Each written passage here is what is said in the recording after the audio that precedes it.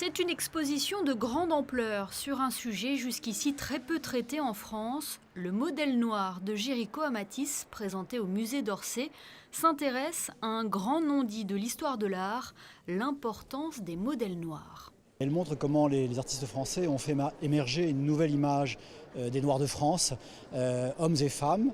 Et l'exposition permet justement de voir autrement Olympia, le tableau de Manet, exposé scandaleusement en 1865, et permet de comprendre surtout comment a été perçue la servante noire, qui est au fond le détail qui avait été longtemps passé sous silence par l'histoire de l'art.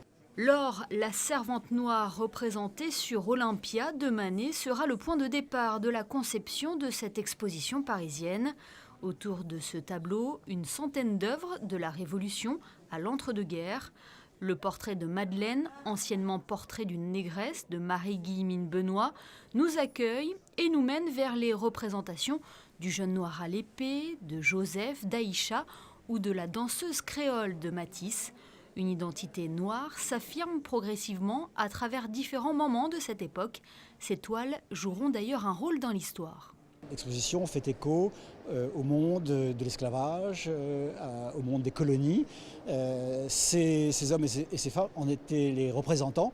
La chose était très bien sue à l'époque et certains artistes, je pense à Jéricho, mais on pourrait en citer d'autres, se sont engagés dans la cause de l'abolitionnisme.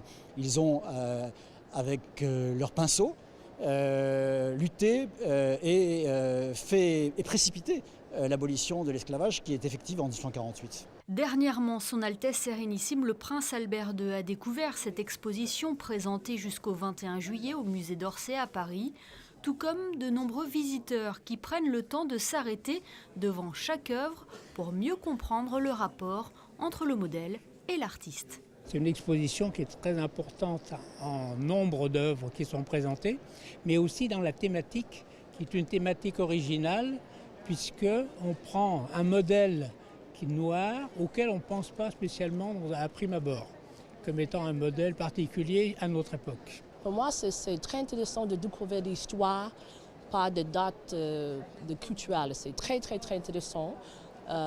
C'est très impressionnant. Tu regardes des tableaux originaux des images. C'est formidable pour moi. C'est une très belle exposition qui nous fait découvrir l'existence des modèles noirs qu'on avait un peu tendance à sous-estimer. Donc très belle exposition, de belles peintures, des photographies également qui nous permettent de se resituer dans une époque. Vraiment, c'était très intéressant.